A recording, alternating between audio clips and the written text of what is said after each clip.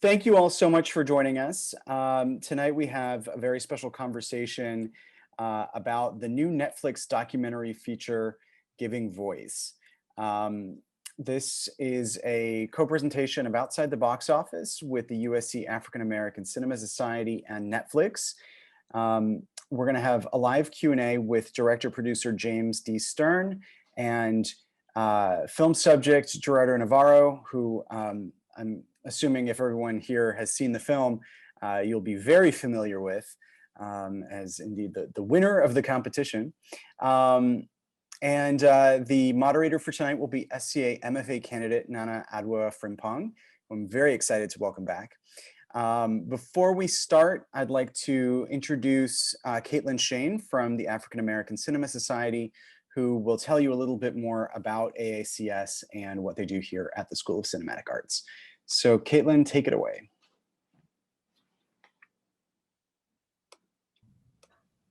All right.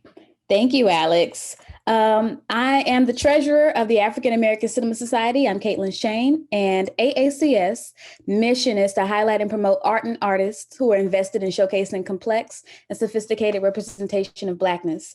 This has been an amazing, monumental year for us, even in COVID. We've been doing masterclasses, events. We've started a scholarship, which we hope will be endowed, and we hope you'll give to. You can follow us in all of our events at USC AACS. So USC AACS on Instagram and Twitter. Our email is aacs.sca.usc@gmail.com, and I'll leave it in the chat. We are so elated to have been founded by John Singleton, and we will be following in his legacy by doing an inaugural Black History Month week this year, starting February 4th. It's called The Rise of the Phoenix, and we said a week, but we have to keep the party going. So our last event will be on February 26th. In between, we'll have the FroFest, Films Representing Ourselves, on February 17th. And January 30th is the last day to submit any film. You don't have to be a Black director. All you have to do is promote sophisticated and beautiful representation of Black people. Thank you guys. And Nana's going to do an amazing job. See you guys. Thank you. Thanks, Caitlyn. Okay, let's welcome up our filmmaker, James Stern, and Gerardo Navarro and Nana Frimpong. Hi, thanks for having us. Thank you so much for being here.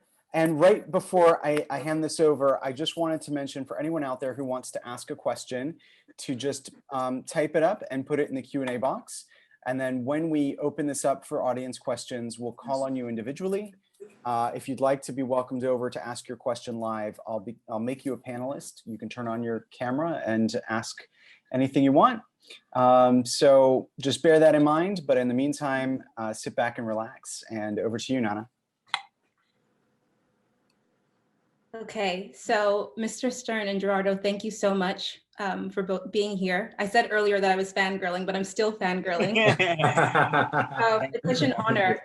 I saw the film and just was blown away by, Gerardo, first your artistry and your craft, and Mr. Stern, your vision for the film. So I have so many questions, and I'm sure so many people do, so I just want to get right into it. So to begin, Mr. Stern, can you tell us how this film came to be? Sure, and Jim is good. That's good. So, what happened was I had made an earlier film called Every Little Step, which was about the creation of a chorus line. And in that film, it tracks Michael Bennett, who created Chorus Line, and how he came up with the idea and how he got together with 20 singers and dancers who talked about their lives and went into workshop, and that became the show. And then that's juxtaposed against a revival, which has all these kids, not kids, but young people, young adults, auditioning for the show, and they're really auditioning with the people who actually originally were in the show. So Costanza Romero, August Wilson's widow, had seen that film and loved it, and it had done very well. It had been shortlisted for the Oscar and stuff like that. So she saw it, she loved it, and she sought me out. Now, I was a huge fan of August Wilson's. I come from the theater. So, not to date myself, but to date myself, not only did I see Fences on Broadway, I didn't just see Fences on Broadway with Denzel Washington and Viola Davis. I saw Fences on Broadway with James Earl Jones.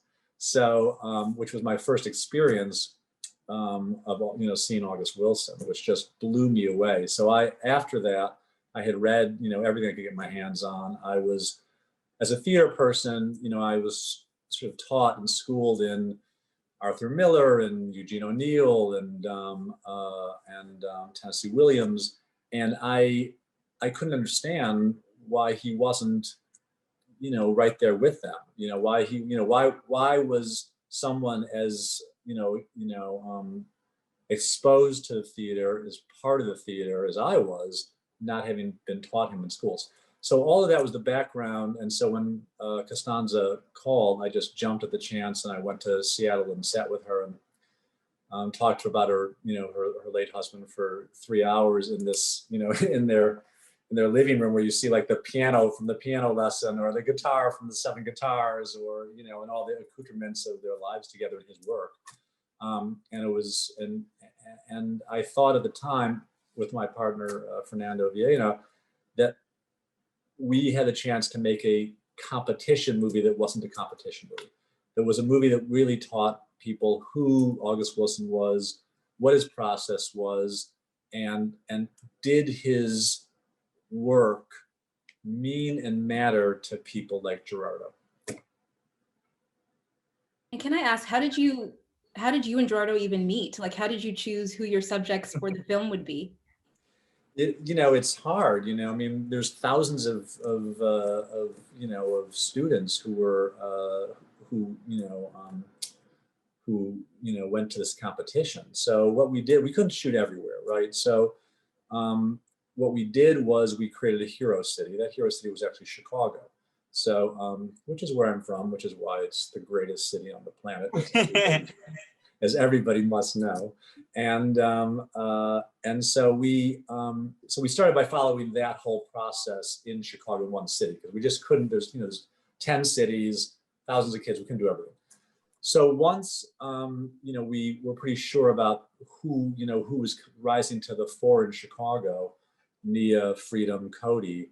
We wanted to spread out to the country, right? So we knew we wanted to shoot Los Angeles. That's where we were living. So that was an easy one. And Gerardo's, brilliance was just stunning. I mean, it was just stunning, right away from the get-go. There was something not only in his work, but in his demeanor, in his heart, that, was so, as a filmmaker, whether it's narrative or it's documentary, you're only as good as who you cast. You're only as good as who your subjects are. And, if you don't get magic in your subjects, you got nothing. And, because of Gerardo's and the others as well, we got that. So he jumped out. We knew we wanted to round it out. So we got, Callie in Houston and Aaron in North Carolina, Atlanta. So that became our 6, and then others dropped out. We shot a lot more than that, but we couldn't. This was a long process of editing, because we had so many people who we could have had in the movie, and we needed to strike the right balance between the competition and August. And Gerardo, for you, what was it like to be approached to be in the film, and were you up for it from the very beginning? Actually, from the very beginning, well, to say the least, I had no idea that it would, become, this movie on Netflix. From the very beginning, I didn't know that. I just remember, getting these messages, and like speaking to Jim and speaking to Fernando and being like, whoa, like, what is this? But also being really excited, especially when they had sat down with my parents, kind of discussed their ideas and like their plans and where they wanted to take it. I was, on board, and so were my parents. So we were all really excited. Yeah, I think it's really, when you're doing a film like this, you got to do right by the people that are your subjects. So you need to know that they're revealing themselves to you, and you have to honor that. Yeah, most definitely. And what I was so impressed by was the ways that you as filmmakers were able to follow each of these amazing young people, but at the same time, give us so much insight into their personal lives, where they come from, who they want to be, who they presently are. Gerardo, you spoke briefly in the film about, stepping on the stage for the first time and being hooked. Can you just expand on what that first experience was like for you, and what about theater specifically made you say, I need to keep coming back? Oh, absolutely. So, growing up, I had done a program, starting from first grade, I had done sort of like an after school program, which was more like oh, you drop your kids off, and they like are kind of taken care of. So kind of like a babysitting kind of thing. And that's where I kind of like began, starting doing theater games and stuff like that. But once I got into high school, I was like, this is actually a lot more fun than I think. This is more than just a babysitting somebody watching me kind of thing. And, it really wasn't until the August Wilson Monologue Competition when I learned about August and I saw, sort of the importance of, playwrights and theater and the impact that it can have on people, not just the creator, not just the creator, not just the performer, but the people who take it in. Really, once I had done the August Wilson Monologue Competition, that's when it clicked for me, because I had people who were in the audience that day coming up to me and saying, wow, like I saw more than just those words, I saw more than just August, parts of me began to show through the work. And through that, people saw parts of themselves that they don't normally, kind of evaluate or view, through seeing a performance, no matter what it is, a movie, TV show, or a play, you see yourself in that. And I think specifically in August Wilson, I think his work is just so, so large and everybody can see themselves. So to be a part of something so strong and to really like dive myself into that, I was like, I don't see myself doing anything else. I can't imagine myself doing anything else. Definitely. And you said something so brilliant in the film. You said, I'm Mexican, Hispanic, going to an art school, going towards theater when they tell you that only 7% can make it. I'm still going to strive to be what I want to be. Mm-hmm. I want to know, where do you think that comes from, this idea that you can be something that you've never seen?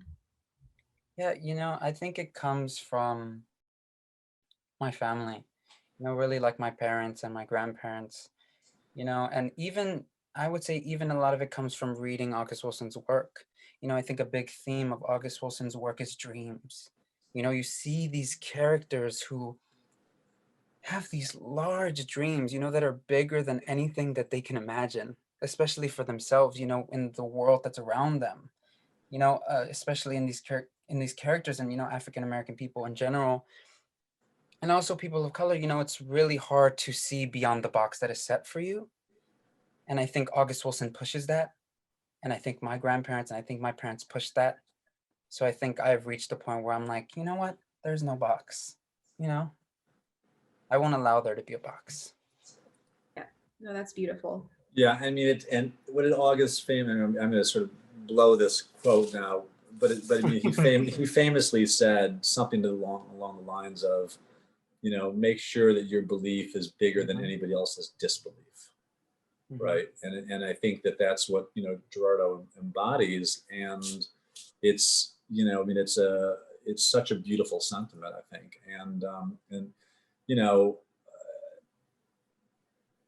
these films, I mean, I've been fortunate to do films that like a lot of people have seen, but the film that that people talk to me about more than anything is Every Little Step, which is, a relatively small documentary at the time. And more people come up to me about that, and it's going to be double for this because of Gerardo and because of the other actors. I think what also is so important and what you managed to do is encapsulate the aliveness and the electricity that comes from being in a theater, because that is something that's that's what helps these words, come alive, is being with other people. So Jim, I'm wondering for you, when it came to time to like make this film, what considerations were you making in terms of translating a play in a cinematic language? Were there certain considerations you had to make? Do you find that theater and film kind of speak to each other naturally? It's a great question, and it's something that I've actually talked a lot about. In fact, I think I talked many years ago at USC about this very question. So traditionally, because I've done both, I've done 20 shows in New York and on Broadway, and I've done, 40 or some odd 50 films or shows. So I've done a lot of both. And I always sort of think that you listen to theater and you watch film. I mean, that's obviously, it's an oversimplification, of course, but they are cousins, but they're not brother and sister, right? So, so this created, and I think that because I've done so much of both, I think I'm particularly sensitive to this. This created, the question of how we were going to do this, and the first thing that I thought of was the Sondheim show, Sunday in the Park with George, and the reason is, right, like the greatest thing ever, right? It's like, that's my soul. And the reason I thought about it is because in Sunday in the Park, it's all about George Seurat, the pointillist painter. And so what you see is, he starts painting in the first, in the first act, in the first scene, and you hear snatches of this song and snatches of this song and snatches of this song, but you don't hear the whole song until the end of the act. So when the painting comes together, when he's through with the painting, you hear the whole song. And I thought that's what we were going to have to do with the monologues, because otherwise you'd lose people. So as you watch the film, you see snatches of the monologues, but you don't really see the real monologue until the last scene. And so that, to me, was the way into having people lean into the film and stay with it. Look, you can't replicate what it is to sit in the theater, of course, but you can, you gotta be sensitive to camera angles. You gotta be sensitive to the fact that theater doesn't exist in close-ups, and yet it also, film doesn't exist in masters. So I mean, it's like you gotta mix it up, but at the same time, I really wanted to hear snatches of those monologues so that there was a hunger by the end of the movie to hear the whole monologue. There really was, because Gerardo, when you did your full monologue, or most of it, it blew me away, and it was so intense and beautiful. Thank you. Jim, you capture many intense moments, when the performers are about to go on stage, minutes before they're rehearsing. I'm wondering how you saw your relationship to the camera in those moments. Your art is so personal, and so many times it really takes the performer, they need the time to really get into their character and really get into what they're saying. So I'm wondering, how did you see your relationship to that when you kind of like have your camera in their face during those like really intense moments? How did you another great question, thank you. It's really nice to talk to somebody who understands this sort of thing, because most people who ask me questions don't. So it's really a pleasure. Trust, first of all, first and foremost. If you're not with your subjects so much of the time, there's no chance they're going to trust you when it matters. So the first step is you have to have the trust of Gerardo and Nia when she crosses herself and doesn't even sort of think to see the cameras there, and and Kelly and I did have the same. I did have experience because of Every Little Step sort of doing a similar thing before they had to do their audition. So you've got to be really careful to also honor their process and not get so far into their face. Like your film is not more important than what they are going through in any way, shape, or form. So there has to be a balance to that. And if you've done your work and you have made them comfortable with who you are, with what you're trying to do, been in their homes, been in their houses, gone to Gerardo's birthday party, et cetera, et cetera, et cetera, you have a better chance of that. And honestly, if you if you don't have that chance, then you can't make a film like this that's going to work. But it's a balance, and it's it's making sure that they trust you, and they trust you for the right reasons.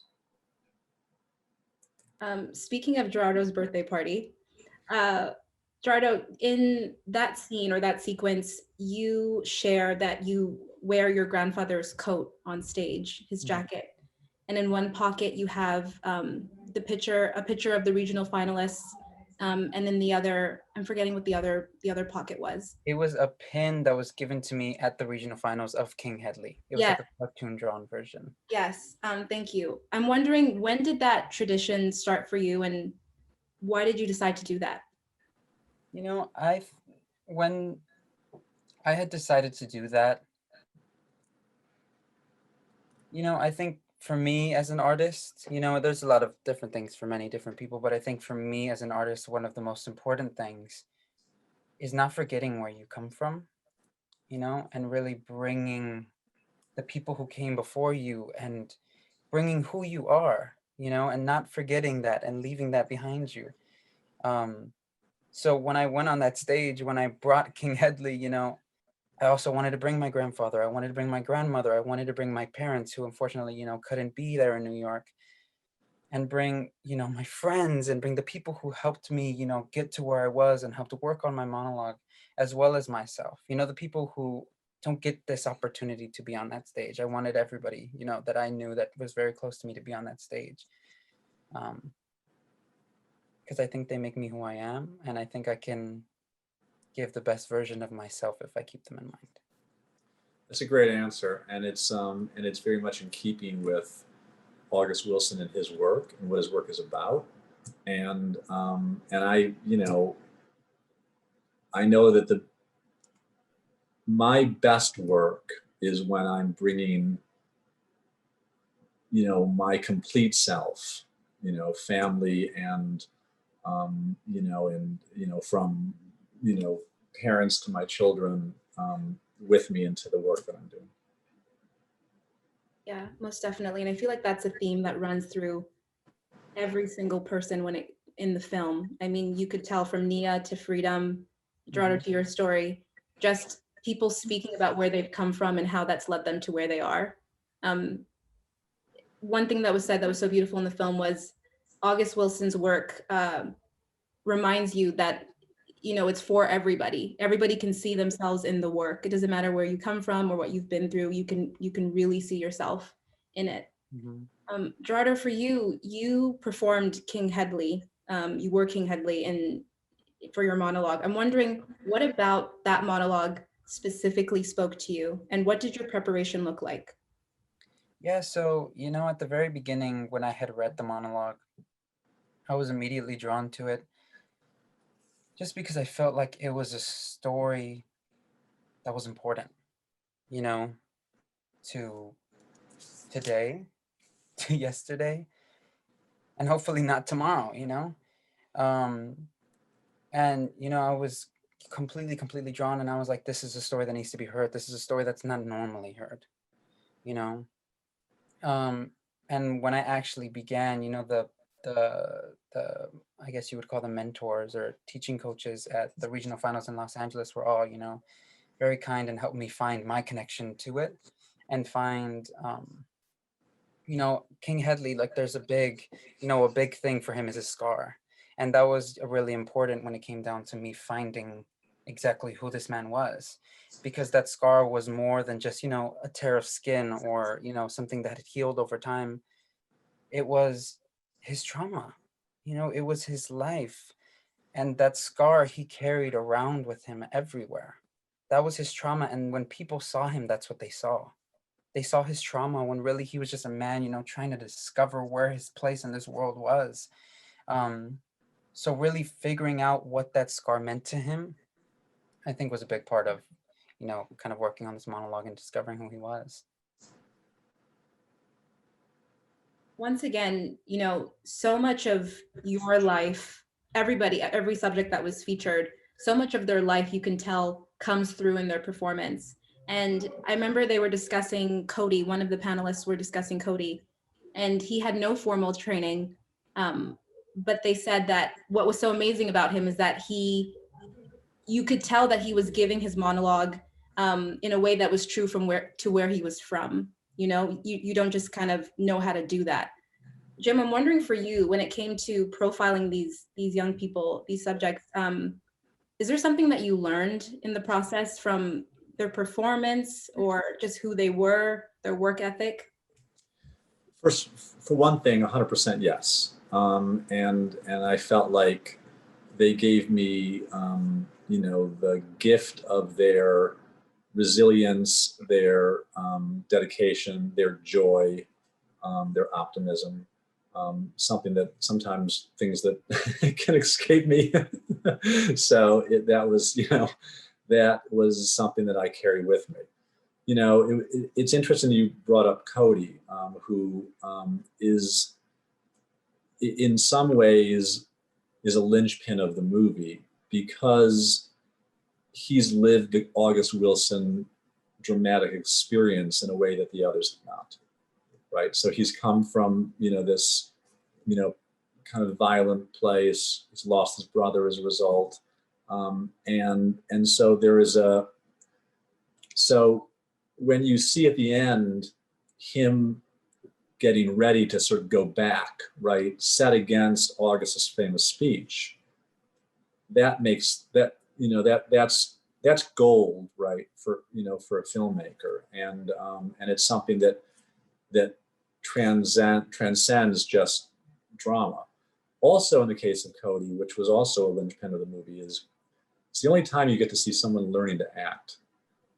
And so because of that, you get a deeper appreciation for what it takes to be an actor. So, and because he hasn't been an actor yet, he's in a learning process that the others are sort of further advanced. So that was all really valuable to us. But yeah, I mean, as far as what I learned and what I take away,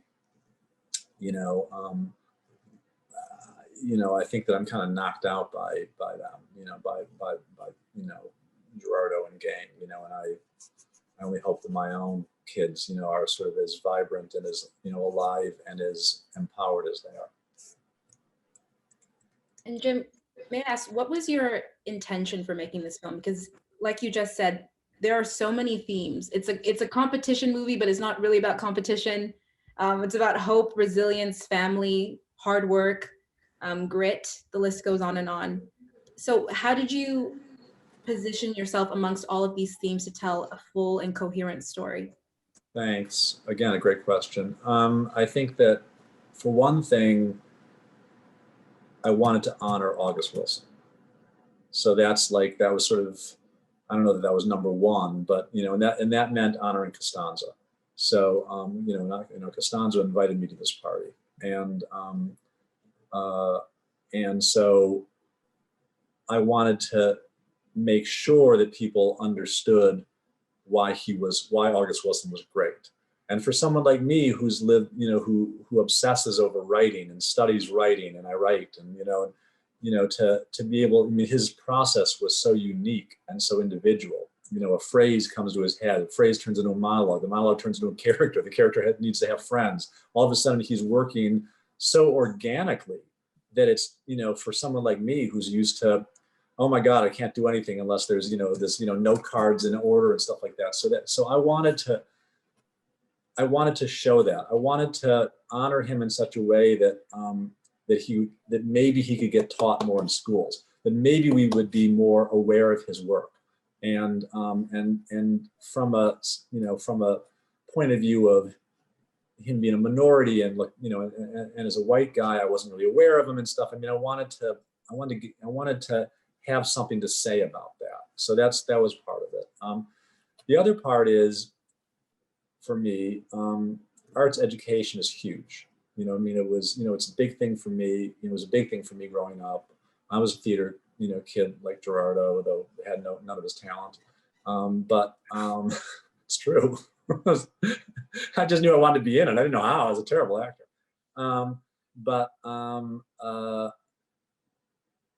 But without arts education, I was a basketball player also. Well, that was easy. There was no no problem with like having, schools supporting basketball, right? But it's like, but it's really vital. It's really part of our DNA and our soul. And so, it gets dismissed so quickly. So that was the second part. And the third part is that the high school kids that we show who are in this, they're like normal kids who have the same issues, hopes, dreams, ambitions, problems that everybody else has. So it's like, it's not, and yet, they're so smart, they're so thoughtful, they're so wise beyond their years that, I think that we take young people for granted. And I think this is a chance to, to show that people shouldn't. I remember when we were at Sundance, and you guys were meeting the kids from, Parkland. Kids. Yeah, for the Parkland kids. And it's one of the most magical experiences of my life, to sort of, being in the background and watching that, these incredibly vibrant, smart, kids who care about the world and their futures. And, just, for me, this has just been a gift. And there's no doubt that there's also a musicality when it comes to August Wilson's words. And I'm wondering how that, everything you just expressed, that intention, played into how you completed the edit. Were you thinking of rhythm, the rhythm of August Wilson's words when you were editing? How did that make its way in? Always thinking about rhythm when you cut, I think you should. And I think that that's best exemplified by the end, right? Where you have, it's very musical at the end, where he's speaking and, those portraits. It's like, I come from musical theater, actually. So, so musicality is really important. And he is a playwright of rhythm. So you wanted to capture that, and it's there when they're giving their monologues, even in snatches of them. So, we made a decision early on, no source music until the movie was over. So it was all going to be score. And because we thought that source would interrupt the musicality that was natural in August Wilson's work. And it was the right decision. So you don't hear a song until John Legend's song. And what a song to end on. It was beautiful. Amazing. And it was, talk about a gift. Yeah. At one point, Nia says theater can transform. And it's so wonderful to talk about August Wilson's work, because as timeless as it is, it also feels quite timely for the world that we're living in currently. And so I'm wondering, for the both of you, what in your mind can August Wilson's work offer to us now? From my perspective, I guess, a knowledge that this is not happening for the first time, that that we have to pay attention to history, that we owe that to people. We owe it to people in, apartheid in this country, is America's original sin. So I think that he's an exemplifier of that. And so I think that that's super important. And I know if August was around, he would have a lot to say about, what's happened. And he would be writing about it, but I think he'd be writing about it from the micro, the specific, specific people, to the macro. He wouldn't be writing about it from the other way around. Mm-hmm.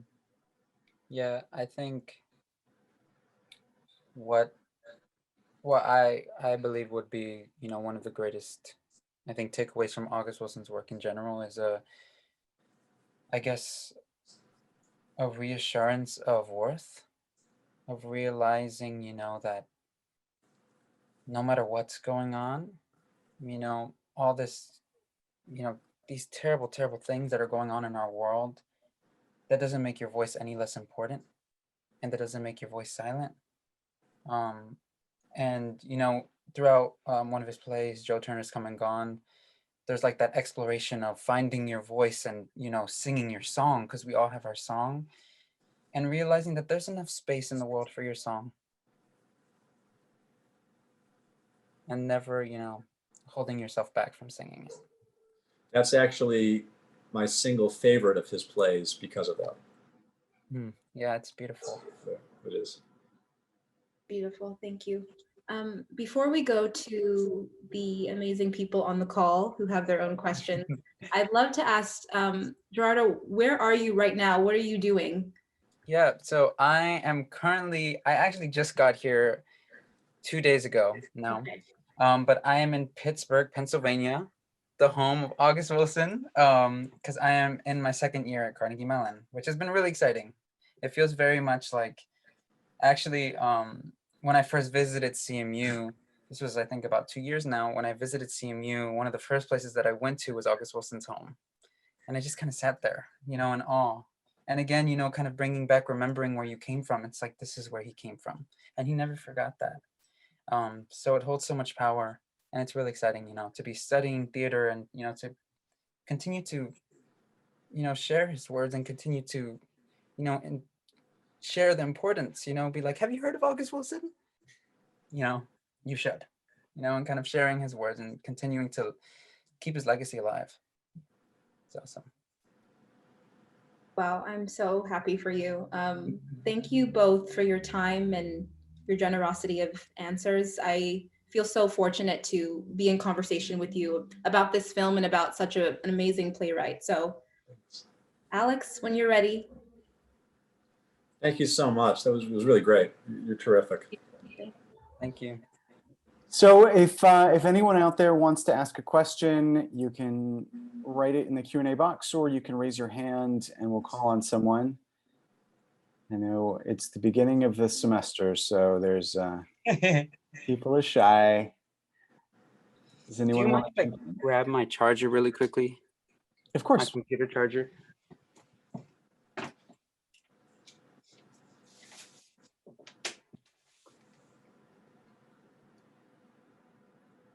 We might have a particularly shy crowd on our hands. I don't need to bring you guys over. Okay, there we go. There's our first guest. All right, so I'll bring over Harlow Sharp.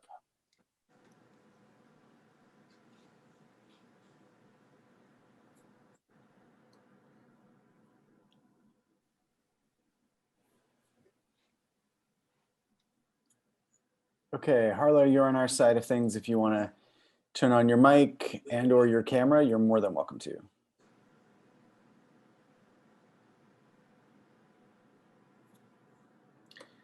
And let's see, in the meantime, we also got a question from Jay Douglas. So maybe while Harlow's figuring that out, this is for Gerardo.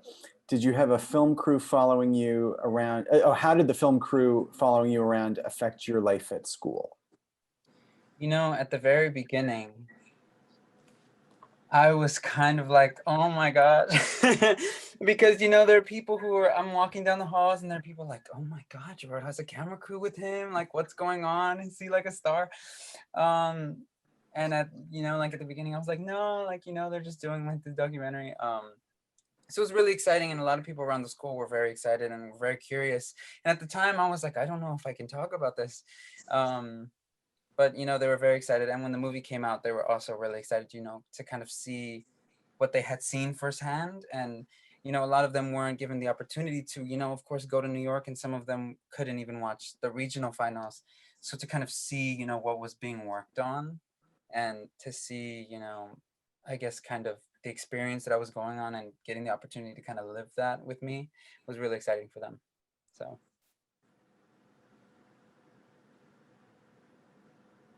You're muted, Alex. Of course. Harlow, if you're out there and want to ask, the floor is yours. Can you hear me now? Yes. Yeah, we can hear you.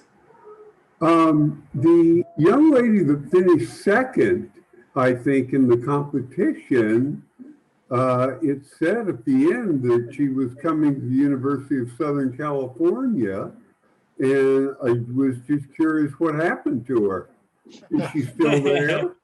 So Nia is still at USC.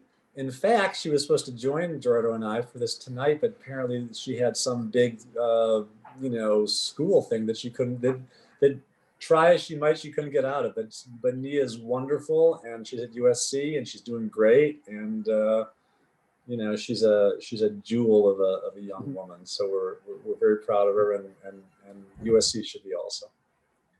Thank you. It was just a great film. Thank you very much. Thank you.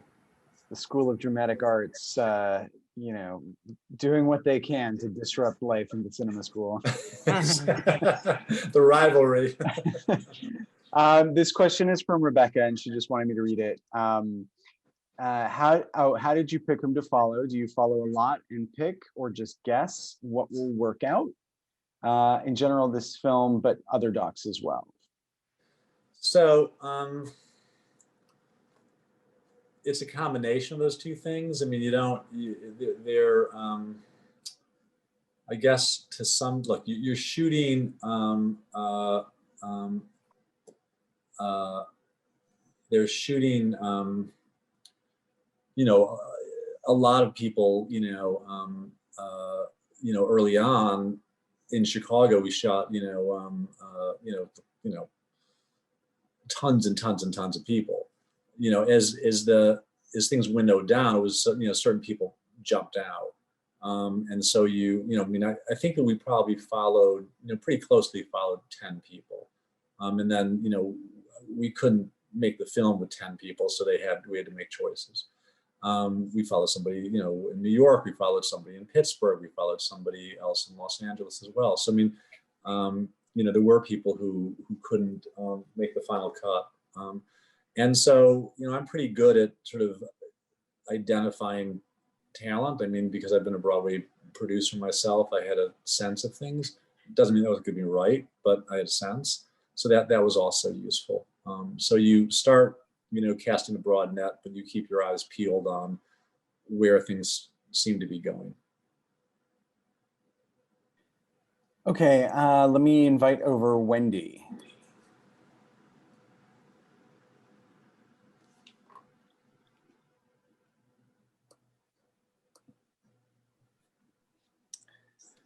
Okay, Wendy, whenever you're ready.